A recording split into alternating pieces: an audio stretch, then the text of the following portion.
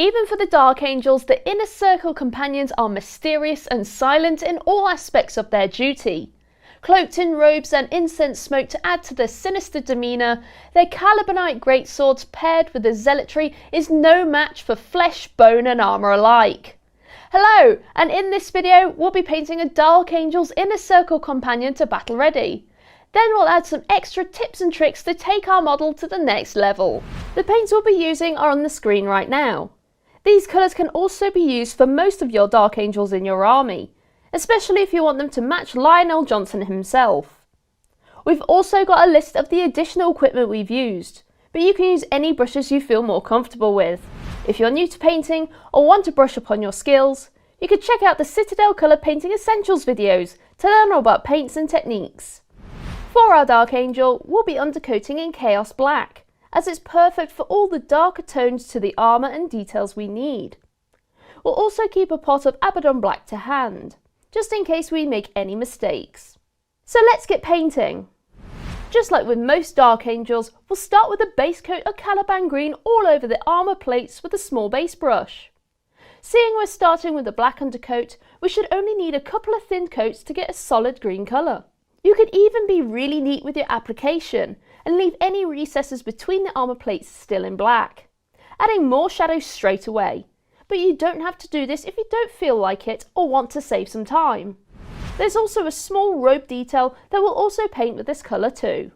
Now we'll be adding a shade to the armour before moving on to the rest of our base coats. As we want to be careful with this detail, we'll be using a medium layer brush. We'll be using 1 part Rattling Grime with 1 part Lahmian Medium, so we get a really strong and dark shade that will settle into the recesses and curves.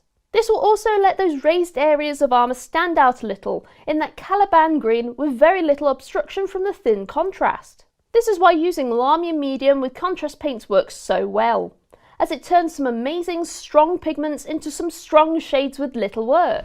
Just keep an eye on each little section you work on to make sure you can control any unwanted pooling. With that shade fully dry, we'll apply Morghast Bone to the inner robe with a small layer brush. This is a small detail, so we'll get it painted quickly, but we do have to be careful of the armour around the chest area. We'll be needing a few coats of this as it's a lighter colour going over a black undercoat, so still take your time when applying it in multiple coats. Next we'll paint the hooded outer robe with Gal Vorbak Red, making sure we avoid the armour plates that can be seen under and on top of the robe. We'll also use this colour for the Purity Wax seals, sword grip and eye lenses too. So just be careful with that lighter inner robe that we just painted. 2 to 3 thin coats should be plenty. Just make sure that you leave each coat to dry fully so we get a smooth finish once it's all painted. Next we'll paint the leather pouches and relic wood with Thondia Brown.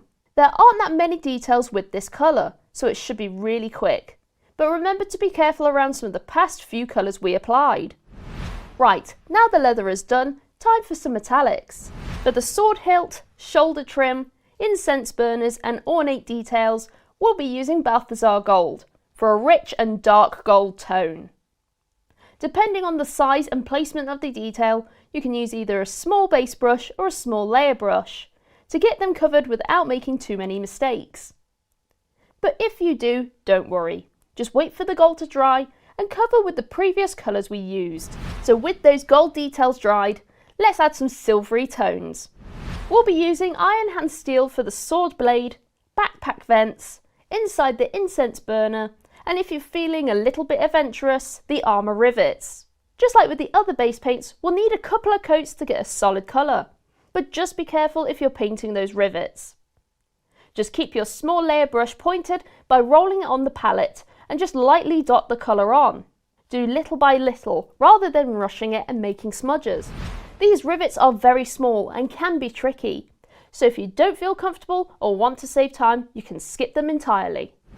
Once you've finished with these 2 metallic paints, we'll change our paint water so we don't get any metallic flakes into the rest of our paints. Now we have those metallics on, we can paint the ropes, chest eagle, icons, parchment and smoke with Administratum Grey. Just a couple of coats should be plenty, but you can add another just in case the darker base coats are present. Don't worry if this colour looks a little light or flat. We'll give it some shadows soon enough. Now with all of our base coats down, we can move on to our shades. For our first shade, we'll use Nuln Oil for the Iron Hand Steel, Thondia Brown, Administratum Grey and Gal Vorbak Red details. We'll apply it neatly all over the sword blade, ropes, parchment and smoke, just making sure we don't allow it to pour too heavily. When it comes to the smoke though, we want to make sure we add a bit more towards the end, so it's much darker. You can always add more after the original coat is dried. With the outer robes, we want to be much lighter in application, using it as a recess shade. So take your time. We can always add more with ease and control and it will still look great.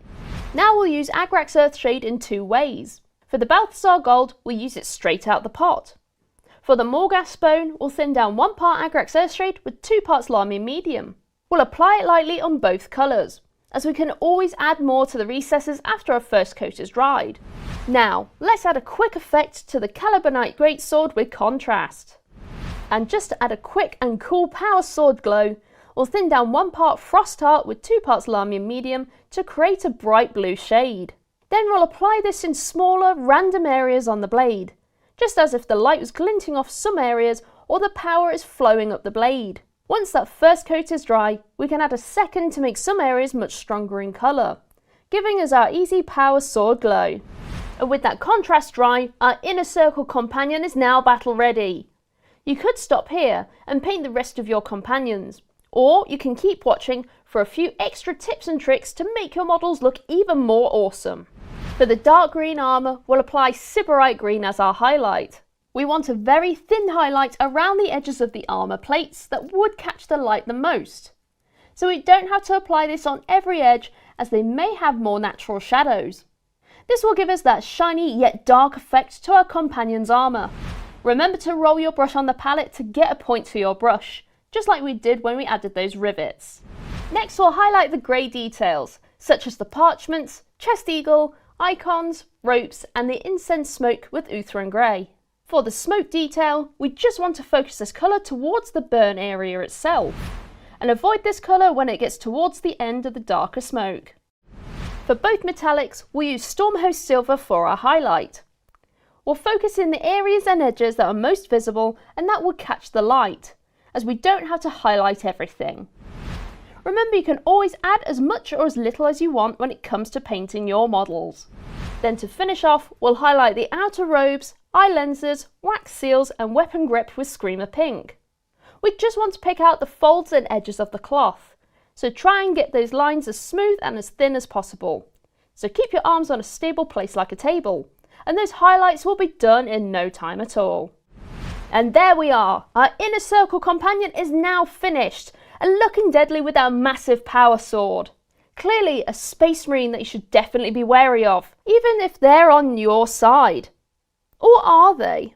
We based our companion with Martian Iron Crust. If you'd like to learn more about technical paints, we have videos all about them. For more tutorials, tips and tricks, check out our videos on the Warhammer YouTube channel, or head to your local Warhammer store where our amazing staff would be happy to help you. Well, we hope you enjoyed this video and we'll see you next time. Bye bye!